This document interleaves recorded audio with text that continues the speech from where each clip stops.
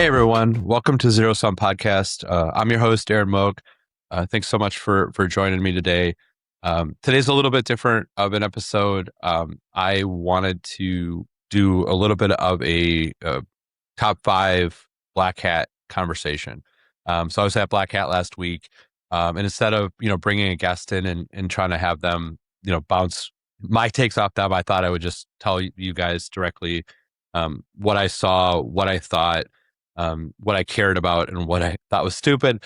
And then we'll kind of go into each topic and spend a little bit of time on it. And hopefully you guys get something out of it, whether you're there or not. And there certainly was a lot of conversation after that about certain parts of it, like how AI heavy it was and the weather and all sorts of things. I'm going to talk a little bit more about thematics and some of the things that I'm taking away versus a review of the event itself. If you've never been, it's a great event. And in that vein, sort of to level set, I've been going to BlackHat a long time. My first BlackHat was February of 2001, back when we used to have something called BlackHat Windows. I went there. It was very small. It was incredible. I got to sort of hear all of my hacker heroes talk in a room that was tiny. We kind of got a chance to meet everybody. It was great. And I've gone to basically, other than the COVID years, every year since. So this was my 25th-ish BlackHat, minus the COVID one. And I care very deeply about it. Like I love Hacker Summer Camp. I've met great friends there and got jobs there, and really enjoyed it. So I'm not here to sort of shit on BlackHat and point out all the things that they're doing wrong. This is really more about our industry. That being said, it's not a perfect show, and I wish they would move it to a less hot month and things like that. But that's really not what I'm here to talk about today. So we'll kind of get into those five things, and you all can take it from there. So first take, if you will, first thing that I noticed, and this is an interesting part of our industry and where we're at right now, and this affects vendors and users and everybody in between, is this concept of building. And what I mean by that is, I've been doing vendor side security for a long time, and you hear a lot of objections to software, right? And services. I'll do it myself.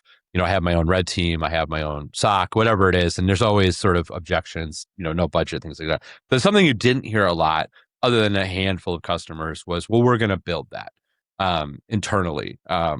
Certainly not things like firewall and AV, but even basic, GRC platforms and, scanners. Like I never met somebody who was like, I'm going to build my own Qualys. Like it just didn't come up that often.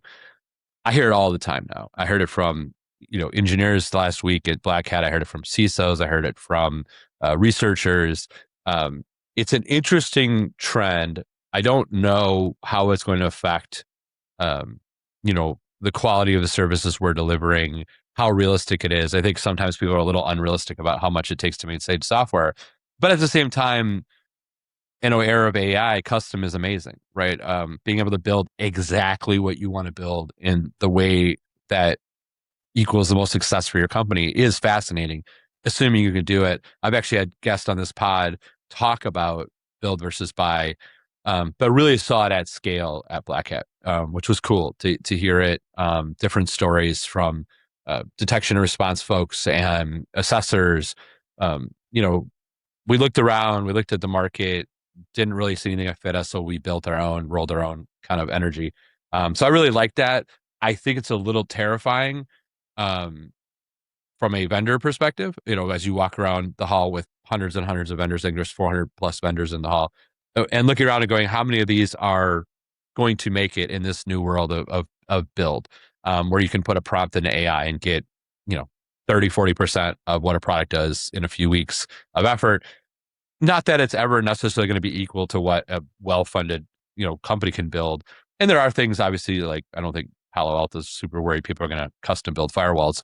But that being said, maybe they will. I don't know what the future holds, but that was something I heard a lot of that was thematically really a through line for me through the whole week of listening to people build and talk about building. So that was really cool. I enjoyed sharing that and trying to learn that. Second take that I had, and this is probably a little bit more in line with maybe some of the other things you've read or heard about BlackHat. Um, the AI-ness was overwhelming. I don't fundamentally have a problem with that. Like I know a lot of people are sort of, you know, down on that in the sense of like every booth had AI slapped on it. There was a lot of AI hype. I think that's true across tech. I don't think it's just a cyber problem. The thing that jumped out at me, which was interesting, was there was a bunch of booths, including people holding signs and things like that that would say things like "Ask me about Mythos." I don't know that we are there yet. I don't know that we have answers to this. I don't know that not that I'm the world's foremost expert on AI. I'm not. But when I talk to people that are experts, they don't know. So if the people building it don't know what the future holds and where this is headed and what happens when these models get fully released and the next generation of models, it's not like they're going to stop at Mythos. Um, if they don't know, why would a 25-year-old marketing person in a booth know? So I think that was a little bit borrowed. It really, I think, hurt some of the credibility with me. I think even just like worried about next gen models is a great conversation to have, but acting like you have the answer to this next generation of AI models is a little bit bullshit to me. Didn't love it. Told a few people that, in the sense of like, you're over signaling towards AI readiness that you can't deliver on. And I think it has to be more conversational than, a traditional, I have the answer type of thing. Um, that being said, the AI story was overwhelming across the board. It was hard to differentiate stories, right? And I'll get a little bit more into that in some of my future points. But I did have a hard time walking up to some booths, and I spent hours and hours and hours in the vendor expo. I did not get a chance to go to as many of the offsite, B-sidey kind of stuff as I would have liked to, just because I was really focused on the main show. So maybe there's better stories being told in some of the side rooms and like that. But in the main sort of thrust of the convention, I don't know. They all started sounding the same. It was a little bit blurry. Didn't love some of the messaging as far as like, who are you selling this to? But overall, I think my biggest fault, if you will, was the model specific bragging. Like somehow they had an answer for this hyper advanced offensive AI, which I know they don't, because the people who built it don't, especially in the week when you're hearing about the Hugging Face stuff and sort of AI getting out of the lab and doing dumb stuff. If the guys building it don't know, what hope do you have as an AV company? So that was, I think, a little problematic. Interesting. I think the answer there is to sort of get on the side of your customer and both of you look at the future together, sort of say like, how are we going to deal with this? Saw very little of that, but instead of just complaining, I'm saying like, I think there's an answer, which is there's this freight train coming for us, and how are we going to either get out of the way or redirect it or whatever it may be. So I would have loved to see more of that. Didn't see it. Again, I wasn't everywhere. I'm sure there's conversations about it, but I just wasn't terribly impressive to me as far as the show was concerned. If your differentiator is just throwing out a model name, you don't have a differentiator, because also those models are going to be dust in 3 months anyway, and they're going to build something new. So I think it's not the most interesting marketing or product positioning. So that kind of leads me into my next take, if you will, and the thing that I thought was maybe something that's changed the most since BlackHat sort of started, but I really, really don't enjoy how transactional it's become. And what I mean by that is most vendors and most providers in security used to have sort of an ethos of, I need to give away value, and whatever that meant for them. Sometimes it was the research team doing original research. Sometimes that was a product, right? Like a tool set, hacker tool set. We used to get CD-ROMs on with them, with a bunch of hacker tools on them. Community, right? Used to be ways to sort of join a community and share ideations and things like that. Really brutal, like just nothing at every booth that I went to. How do I try your product? You have to have a demo.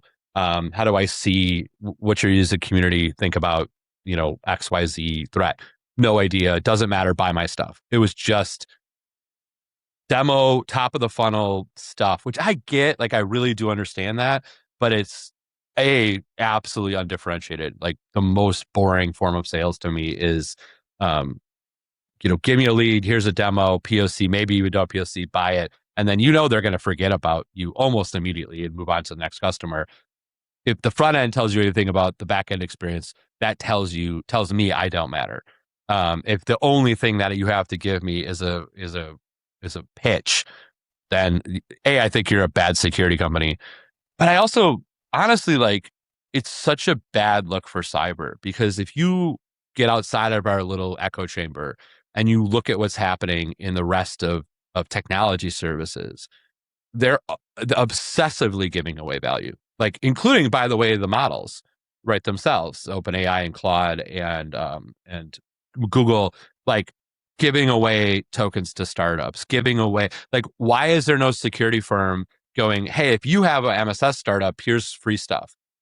By the way, that's what all the models do for AI, right? If you're a cyber startup and you want to build on top of one of the models, they'll give you tokens, like get you hooked on their drug.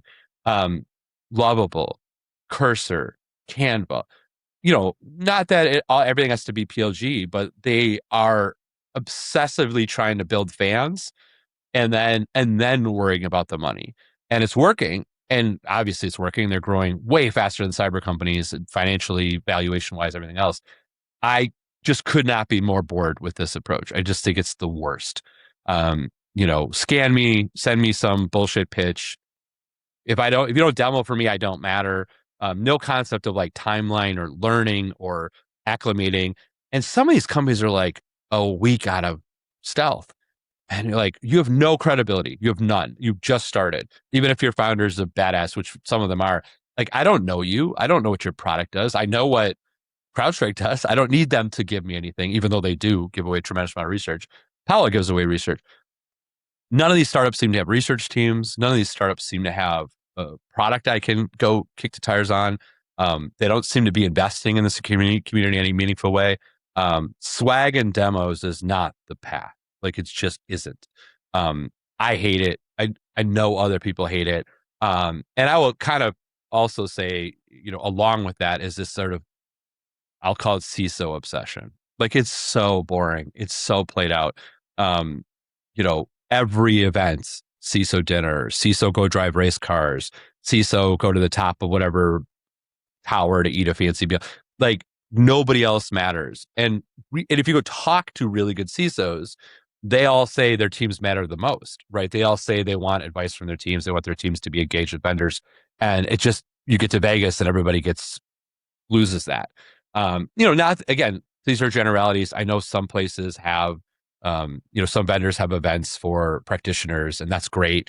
There's always been like a setup, like GuidePoint had a party that was sort of open to all, and partly because they understand, because they do the front end selling, how much the practitioners matter. But for an event that's supposed to be practitioner focused and have a hacker ethos, other than stickers, swag, and steak dinners, like, what are we doing here? Like, this is nuts. This is not the way to run a community or group of people that are trying to learn from each other. So that part really continues to upset me. It's been upsetting me for a while. Those of you who know me know I'm very big on the concept of community. But also, beyond that, like, I don't expect every vendor to build a community. I'm not saying that. But what I do expect is when I show up to a booth and I meet the head of research or the VP of sales and I go, what can I do to learn about your product? How can I advocate for you or tell my customers about you? The only answer is, crappy brochureware or demo. Like, really? That's the extent of it? So that part I think was pretty disappointing. That leads into, I think, my fourth take, which is, where's all the new stuff? Walking around, like, and I don't mean new in the sense of like new companies, because there's a lot of that. And I just read a stat. It was like $1.14 billion of new spend across 16 companies that debuted at this BlackHat since the last BlackHat. And that's not counting the 3,000 companies that were at the last BlackHat that all have money. I could not be more bored. Like, along with like the model of how they're selling, what they're selling. And I understand running to safety, but like, do I really need another iteration of DLP? Do I really need more vulnerability management? Like, sure, but nobody has like nobody like one of the things that I'm talking to a lot of people about is the idea of AI architecture. Like when you bring local models in and they're going to need to be architected and fed and managed. Nothing. Didn't hear a single vendor talk about it. Every single demo I saw was just throwing crap against LLMs and spitting out verbose reporting that you could stick into a portal. Again, generalization. I'm sure there's cool shit happening that I missed. But I went to every booth and I saw almost every demo I could. I watched a bunch of talks. Um, very manipulative selling techniques. Very much selling on the idea of what you have today isn't enough, which is the worst form of sales, in my opinion. And the worst form of marketing is that incremental, little bit of jump from the crappy thing you have today. We're better because we're newer or we have AI, which, maybe is true, but like, really, like nobody can rethink anything. Like there's no vendor on the floor that's like, we're not doing logs anymore. Like I heard a million pitches on different ways to put logs. Why was there nobody talking about like agentic AI on the platforms themselves to handle events and then having AI talk to each other? It's coming, right? Logs are going away. Of course they're going away, right? It's all going to turn into AI context. Why is there no AI manager that's talking to all these other AI systems and asking them questions and health checking like a doctor? That would have been cool. I was looking for that. Didn't see that. Um, the idea of having AI or whatever, it doesn't have to be AI, obviously a lot of it's AI, but like the idea of AI getting involved in more of the business side of things as far as advisement and, I know people are using it for security awareness and things, but it's like this retreaded V3, V4 of what we invented at BlackHat '08. And it just wasn't that interesting to me. I really looked. I looked at, even stuff I don't really care that much about, like identity. Yeah, it's just better provisioning, better audits. And I know a number of people have talked about this in their Black Hat sort of coverage and articles. But just the overwhelmingly meh feeling I had meeting with these vendors for the most part. Obviously there's cool shit happening, but like a lot of it is sort of like incremental. Um, I believe the greatest companies come from like an entirely new paradigm. I think this has been born to be true in every industry, including ours. But I would have loved to see some more originality, even if it kind of if it's hedged, right? Like you do a core thing, but you have one kind of like I I looked at 400 booths and I didn't see one controversial statement. Not one. Not one like even a booth that just said AI is stupid, this is all going to crash. Would have been something. It would have been interesting. Really didn't see that at all. Like it was pretty unimpressive. I would have loved to see more new. I understand the funding cycle. I understand that, but I also think clients are very excited about new. And I feel like a lot of people missed the boat on that. So I would have loved to see it. It didn't see it. I looked as hard as I could. Again, so maybe some of this is happening at offsite cons, and you know, certainly there's always people building things that don't have money yet to get to the floor, which I totally understand. But a lot of things that were on the floor were net new and very, very boring to me. Like I just was like, who's excited about this? So I would say that that's something that I would have loved to see more of. The Speaking of sort of new and giving things away, my last kind of take here. Um, so I was walking around, looking at all the different booths, and I come on this booth, and it was a very modest booth. It was basically like just had a sign, two TVs, two people standing in there, no swag, nothing. Just a little OpenAI logo and a little thing that said Daybreak, which maybe I'm out of loop. I hadn't heard of before, and walk up to them like, "What's Daybreak?" And they're explaining it to me. It's GPT-5.5 Cyber Edition. It's Codex code assessment, which I had heard of, and a few other things. They have it divided into red and blue. There's already an early access program, like pretty incredible, right? That I had heard this was it kind of formulated into a program, and I started thinking about like, what does that mean, right? And as I look over from that booth over to a million people talking about AppSec and roles and identity and going like, is this Are we all just going to eat steak dinners and drive F1 cars around a lap until AI companies put us out of business? Is that like what we're doing?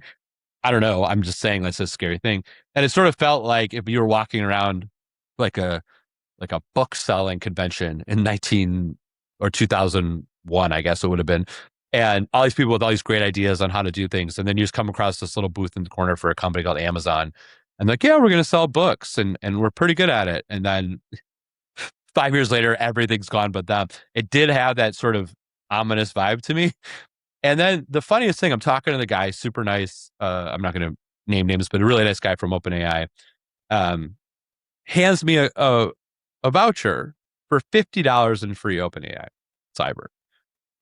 The only person in the entire show who gave me anything other than swag, which I didn't take, that I could use in my life to get better at security from the company that could destroy every company on the floor overnight if they wanted to, could probably buy Las Vegas, much less all the vendors on the floor.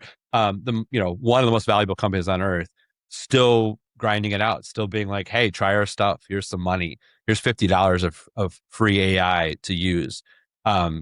Really made me think that some of these companies are in trouble. I in general don't really go with the idea of you can't build that because the big guys will copy you. I've heard this my entire career. Even now, oh, don't build next gen AB because Defender, or don't build firewalls because Checkpoint, and Juniper, and then Palo comes along. And there's always disruption. And so I'm not saying that only the models will survive, but when I hear about what OpenAI is doing, I'm probably a little bit more familiar with Google because I interact with them a little more familiar with Anthropic because I interact with them a little bit more. When I watch what those guys are doing, I'm in the process of building an app right now, and I'm having the models check each other with security stuff, and wouldn't even occur to me to buy a security product. It's so good. It's so sharp. Again, like I'm having models check other models to make sure I'm not, over dependent on one, but like wouldn't occur to me to go buy an AppSec tool right now. Like I would like, these things are doing such a great job. Again, I'm not Bank of America or Wells Fargo, so I have a different perspective on the world, but like really interesting stuff. So that I think that, and I sort of walked away from that going, I had the sort of like chill of like, is this what's going to happen? Are they just going to crush everybody with their trillions of dollars and, basically giving away Daybreak Red and Daybreak Blue to anybody who qualifies, which is most companies at some point. So I thought that was really interesting. Um, we're already all selling wrappers for LLMs. Like as they escalate into pure security services, I think it's problematic. And I think one of the ways to overcome that, again, not just to be negative, one of the ways to overcome that is like deeply caring about the community and the users. I think OpenAI is a flawed company, like they all are, but like I think the odds of them really doing that are pretty low. They've got a million things they're trying to do. I know they're doing security because they need it to sell more tokens, but like, are they really going to give a shit about a SOC? Not, probably not, right? So I just think there's room for that. Specialization can always win. Finding a niche and going after it can always win because the big guys just get distracted. That's why Google and Microsoft don't own the security market, because they are doing 5,000 other things. So I would really encourage everybody who's a builder to think about that and go, if I'm just here, software lead demo close, you're going to lose. That's like my take from BlackHat. It's just like, and I think the practitioners will be better off because of it, right? Because the models are going to let them build what they want to build. If you're not getting paid special attention to you, if you're not getting white glove service from these vendors, why wouldn't you just use the models? I would. Like, it just makes sense. So, that was, I guess, my biggest takeaway from BlackHat was just like, everybody better game up because these models are coming for our lunch. And that includes me, by the way. I'm just thinking about what I do day to day to help companies grow and differentiate, and things that I'm building. I'm like, man, I got to think about things way different than I did 2 years ago.